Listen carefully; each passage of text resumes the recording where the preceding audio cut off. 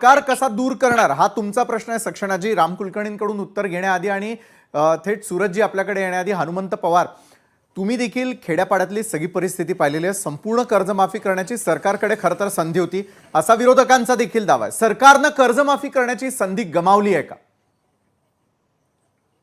विशालजी, आजची press conference मुख्यमंत्री महोदय आणि दोन्ही उपमुख्यमंत्र्याची आम्ही खरं म्हणजे कानामध्ये प्राण आणून ऐकत होतो. मला असं वाटत होतं की न भूतो असं संकट होतं मराठवाड्यावर. देशामध्ये कुठेही इतकं नुकसान झालं नाही इतकं नुकसान मराठवाड्यामध्ये महाराष्ट्रामध्ये झालेलं आहे.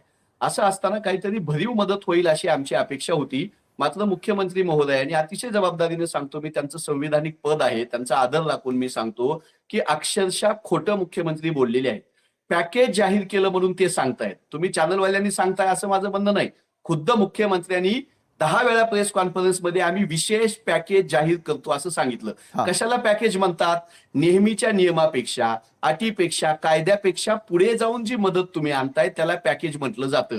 आज जी मदत मुख्यमंत्री महोदयांनी जाहीर केली ती मदत कुठलंही विशेष पॅकेज नसून महाराष्ट्र सरकारनंच केलेला 2005चा मदत आणि पुनर्वसनचा जो कायदा आहे त्या कायद्याची फक्त अंमलबजावणी करण्याचं काम फडणवीस साहेबांनी केलं. अनेक वेळा अतिवृष्टी येऊन गेली. 2021ला येऊन गेली, 22ला आली होती, 23ला सुद्धा अतिवृष्टी आलेली होती. वर्षानुवर्ष ज्या कायद्याचा आधार घेऊन जशी मदत दिली जात होती तीच मदत देवेंद्र फडणवीस साहेबांनी घोषित केली. मात्र ते करत असताना सुद्धा आकडे फुगवून सांगण्याचा जो खेळ त्यांनी केलेला आहे त्याचा मी सर्वप्रथम निषेध करतो.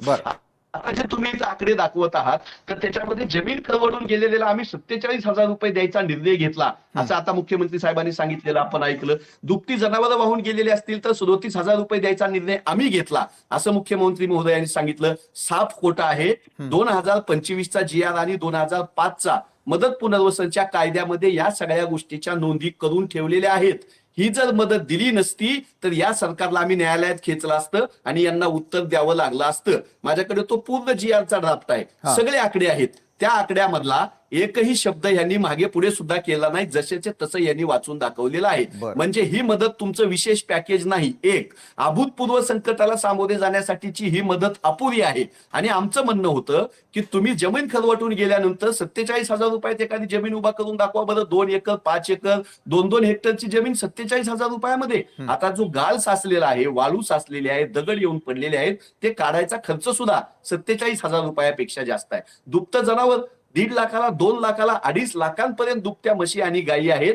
त्याचे तुम्ही 37,000 देताय आणि परत स्वतःची पाठ थोपटून घेताय. मुख्यमंत्री महोदय जर म्हणाले असते की मदत पुनर्वसनच्या निकषानुसार आम्ही ही मदत देतोय आणि जास्तीची मदत अभूतपूर्व संकटाचा सामना करण्यासाठी केंद्र सरकारकडून आम्ही निधी घेऊन येतो तर आम्हाला मुख्यमंत्र्याचा अभिमान वाटल्याशिवाय राहिला नसता. मात्र केंद्र सरकारकडे 1 रुपयाची मदत अद्याप मागितलेली नाही. जुलै, ऑगस्ट, सप्टेंबर 3 महिन्यामध्ये केंद्राचा 1 रुपया आम्हाला आलेला नाही. अमित शहा साहेब 2 वेळा महाराष्ट्रामध्ये येऊन गेले पण शेतकऱ्याच्या बांधावर आलेले नाहीत. महाराष्ट्राने आणि मराठवाड्याने लोकसभेच्या निवडणुकीमध्ये भाजपाला निवडून दिलं नाही, त्याचा राग तर केंद्र सरकार आमच्यावर काढत नाही ना, अशी आम्हा मराठवाड्यातल्या शेतकऱ्यांच्या गंभीर स्वरूपाचा आरोप आहे खरं तर